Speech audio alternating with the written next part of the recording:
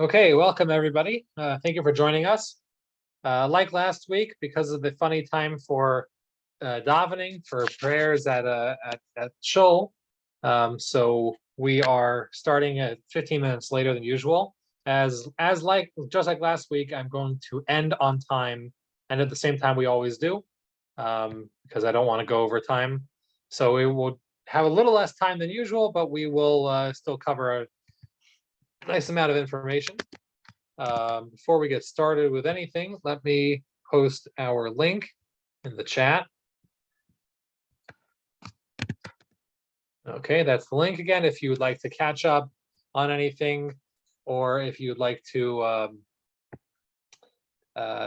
review anything or whatever, if you just want to follow the link, please feel free to. In case anybody missed it last night, I also gave a class, special class in preparation for Passover. So that's also available on our Kohelet website, the Portland Kohelet website, and in a number of other locations in case you wanted to catch that. That was another about 45-minute class last night. This week, what we're going to be doing is we're going to be finishing chapter 4, the 4th chapter of Kohelet. It's been a fun little chapter because we've seen King Solomon now discuss a number of characters. That's how he presented these ideas. He presented the ideas that he wants to discuss as characters.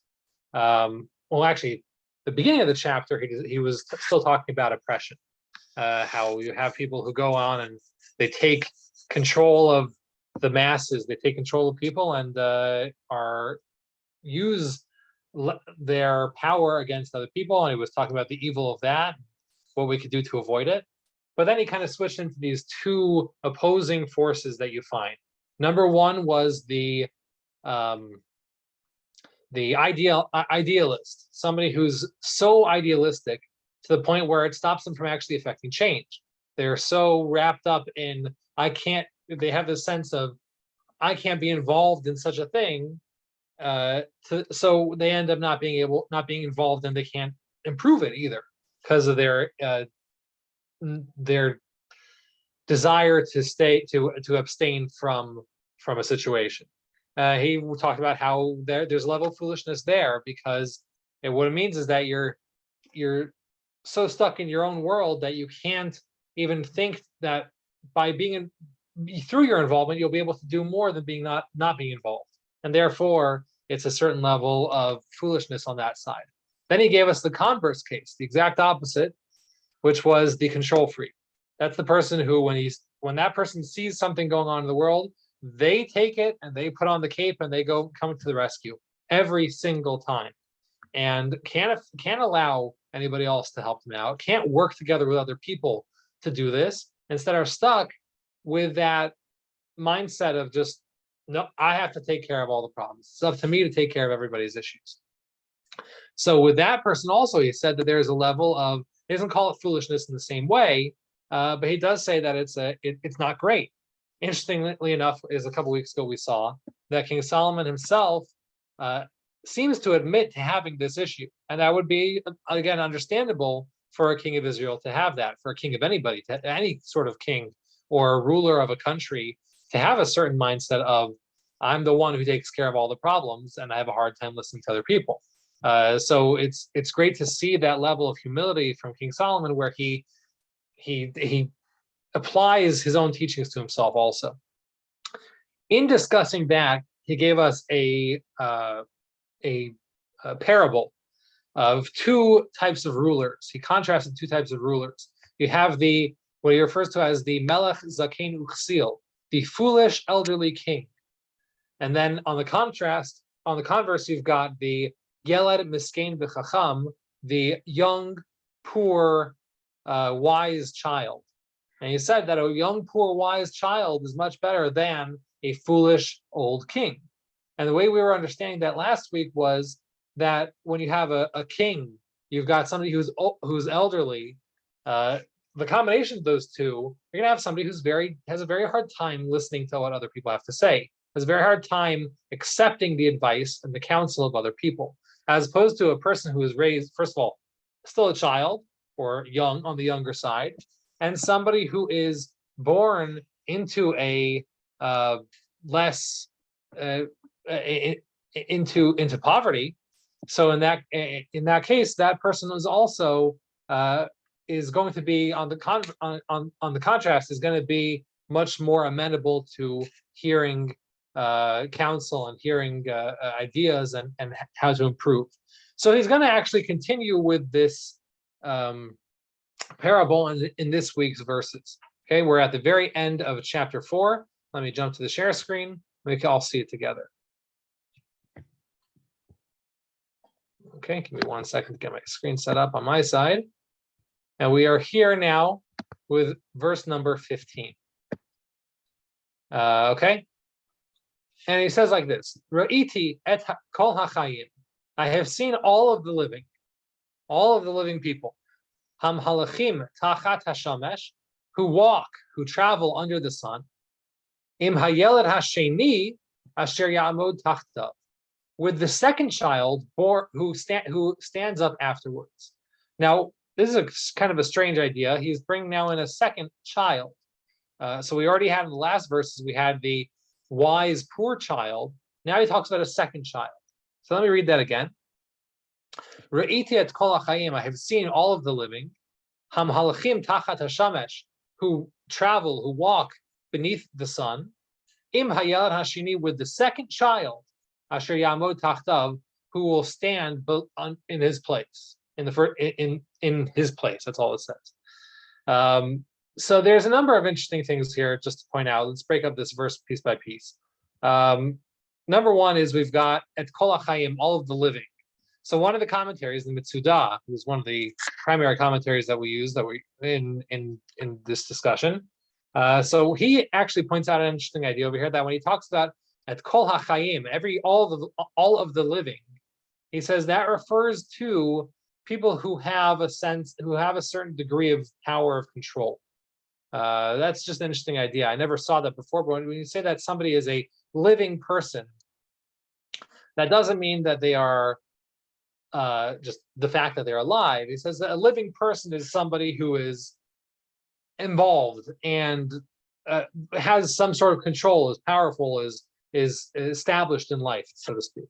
Okay, that's just an interesting nugget, and it has more to do with how he understands the verses. We're not necessarily going to use that. It's just, I just felt that was worth sharing. And he understands living people as being those who are doing something with the life that they have. The next piece over here is these are the people who are walking under the sun. So we've already seen now multiple times that idea of under the sun. A quick question, please. Yes, please. These kol hachayim, these are just people. They're not like all of the animals and all of the plant life. That's interesting. It could be that also. Yeah, I guess you're right. Usually we would say kol hachayim, all of the living. So chayim, as opposed to Adam. So Adam would be humans. Here he does say kol hachayim, all of the living. That's curious. I think you're right. That should include also the animal kingdom, even the plant kingdom also. Then we talk about kol hachayim. I don't know. So I don't have necessarily any understanding of why he specifically uses that term. He doesn't talk about people. He talks about the living. So that's interesting. And I think, again, Jacob, I think you're correct about that. That we're talking about all of the world, all of the living world. Then the only problem with that would be that he then throws in that they walk under the sun. So walking would be limited to animals and people. So just to give a little background, when we talk in a Torah sense, we usually consider that there's 4 stages of existence. There's the domain, which is the rocks and dirt and things that don't have any life to them at all. They're silent, literally. Domain means silent. Then there is the chai, like we're talking about over here, the living, which would include plant, which is plant life. Then you have the holchim, which are those that walk, which would be animal life. And then you have Adam, or medaber, humankind, which speaks. That's the 4th or the highest level of creation. So it is interesting over here that he switches. He talks about the living, but then he mentions the living that walk under the sun. So that would then limit it to only animal and human life. Just interesting. Again, I don't have a good explanation about why he's doing that. But we do have this under the sun. So again, we're talking about material world. That's again a consistent theme that he's talking about. He's not necessarily discussing spirituality. He is specifically discussing the physical, the material world. Okay, but then he brings up this second child, and a lot of the commentaries over here understand that what we're talking about, following the parable of the children, of the child who rises up. So you've got a king, a old foolish king. He is dethroned, and in his place stands a wise, poor child. And King Solomon already said that's a better option. Better than your old foolish king is your wise poor child. So he said that's our first child. A lot of the commentaries seem to understand over here that following that parable, we're talking now about the next generation. After that child is now no longer the king of the civilization, the civilization in the parable. So now either his child or perhaps his brother or something like that, we have another child, another person in the same status who takes the reins over after that person. Asher ya'amod tachtav, which means that this child stands in his place or underneath him. Tachat meaning underneath. So this person stands underneath. So now what we're doing is King Solomon is saying that let's follow this idea through. We've got a civilization which was under the decaying control of a old foolish king, and it was instead taken up, it was usurped by a young wise child. So now that child goes and lives out his entire rule, and now another person takes his place. So now we're going to see how does this play out to the next generation. It's going to be interesting, actually. So he's just kind of setting up the story for us, and he explains what it is in the next verse. So without any further ado, I'm going to go to the next verse over here because they're tied together. And he explains what do you find? What do you find in this next generation? So he says, in Kates l'chol ha'am, there is no end. Literally, a Kates is an end. L'chol ha'am, for the entire nation. L'chol asher haya lifnehem, for all that was before them. Gam ha'acharonim lo yismechu bo, even the later ones do not enjoy it. They do not enjoy it. Ki gam ze hevel v'ra'ayon ruach, because this again is what we call hevel. It's this steam, this something that's not really there, and it's also rayon ruach, that a spirit breaking thing. It's something that breaks the spirit. So again, this is kind of a disjointed verse, but it's going to make sense once we piece it all together. Let me translate it all together once again. In Kates l'chol ha'am, there is no end to the nation. L'chol asher haya lifnehem, to that which was all that which was before them.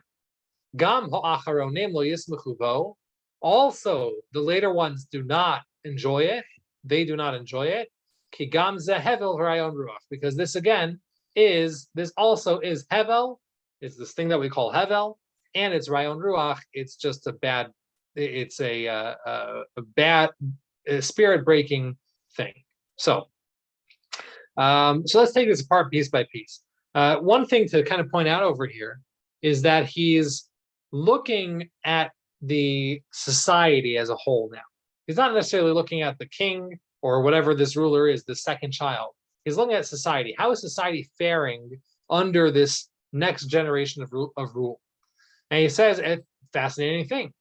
This nation, which is now standing there, is endless, meaning the potential, the possibilities for this nation are endless.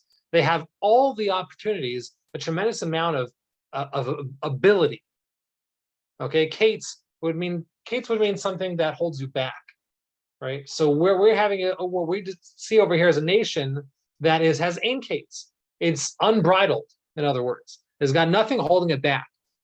And compared, especially l'chol asher haya lifnehem, compared to everything before it, right? You have a nation that we had one ruler who kind of built up the whole nation, and now we're on the second generation of this society, and things are technically going great, right? They're compared to every other generation before them, everything is going splendidly, right? There's no case, there's no end to the potential of this nation.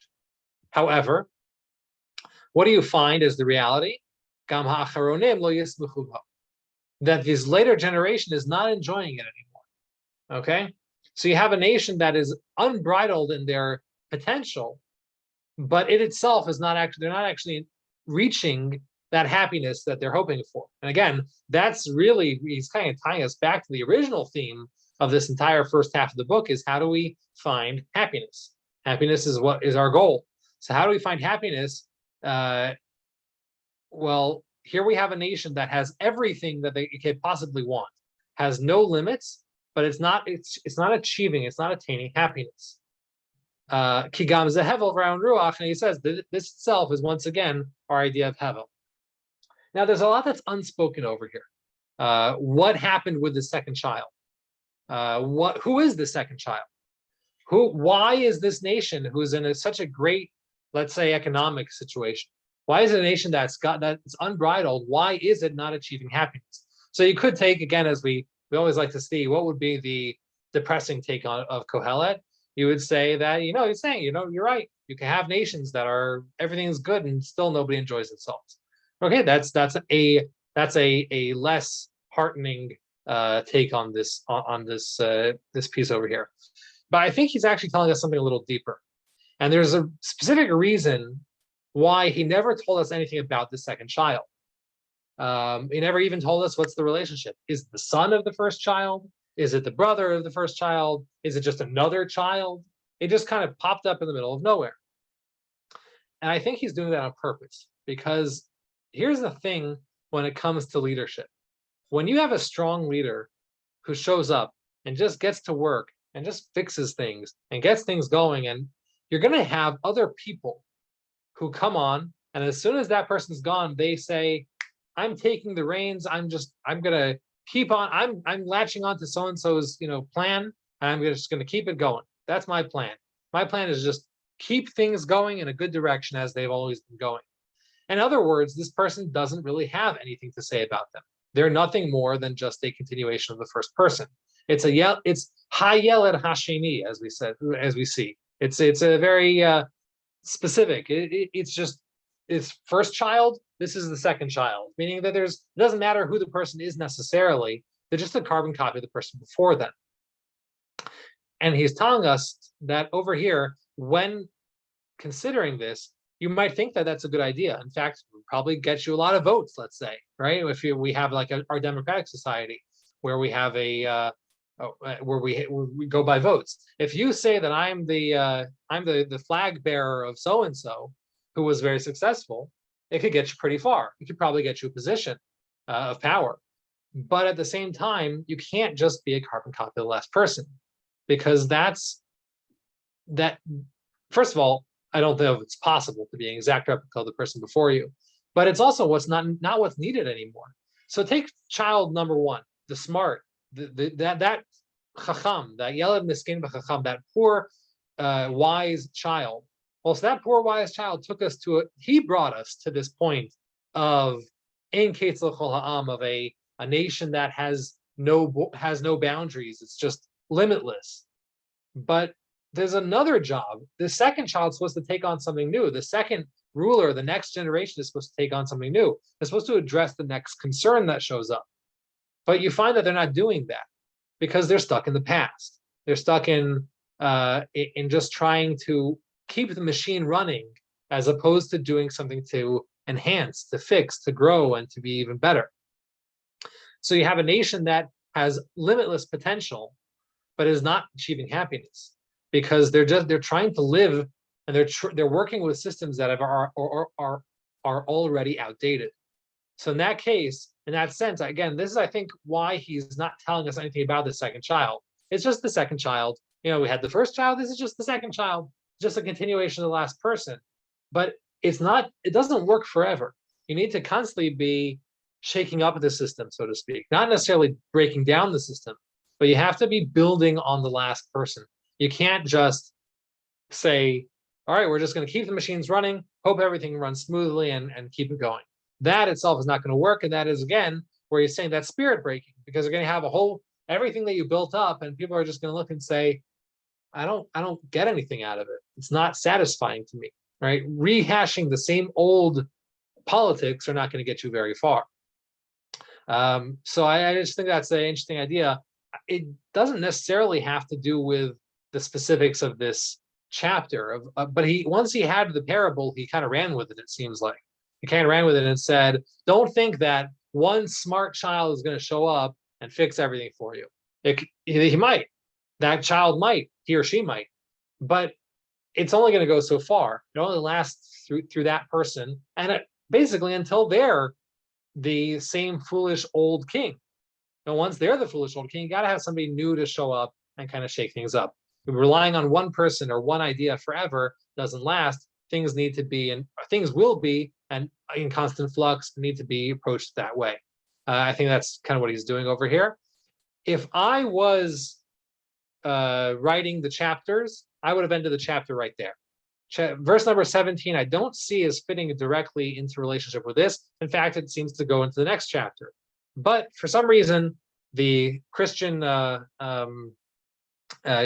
who gave us the chapters and verse numbers, they decided to end the chapter one verse later. So we will get started with the next piece. But it does tie in to the general idea, because there's one thing that we've seen throughout this entire chapter, whether we're talking about the idealist who refuses to get involved in things because they just can't bear to be involved in it, or whether you've got the control freak who can't bear to let anybody else be involved in things and needs to take control over everything, whether you've got the foolish old king or you've got the person who doesn't get involved with anything because they don't feel like it. Either way, you're running with the same general issue.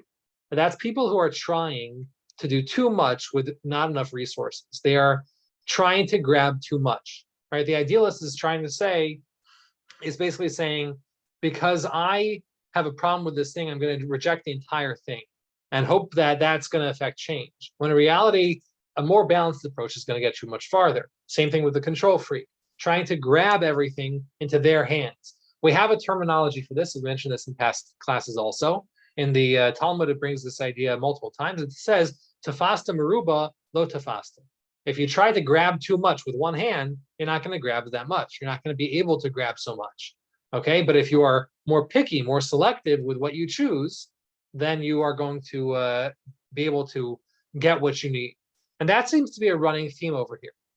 It's this idea of balance between control and realizing where you don't have control. Again, we already identified in chapter 2 and chapter 3 that that's our number one path to happiness, is determining where your control begins and where your circle of control ends, your sphere of control ends.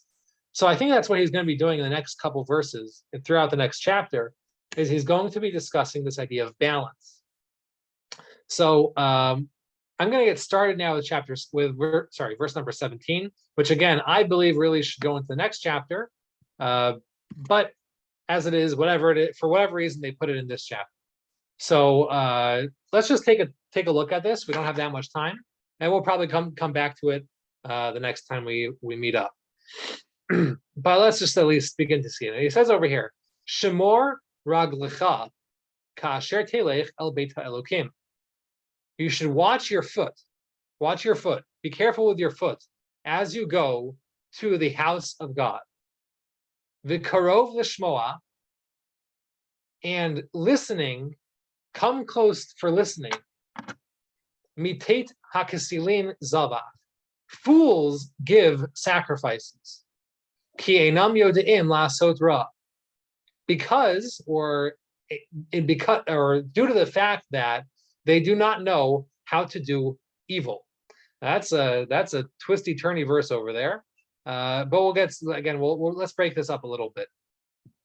Shemor aglecha. Let's go through it one more time. Shemor aglecha. Watch your foot. You'll notice that if you saw it in a scroll version, there would be actually an extra letter yud there that would make it plural. But we read it as the singular. So Shemor aglecha. Watch your foot. Ka'asher telech el beit ha'elokim. As you go towards the house of God. the karov l'shmoa, come close for the purpose of listening. Mitei taksilim zavach, it is the fools who give sacrifices. Ki einam yodim lasot ra, if or because or when they do not know how to do evil.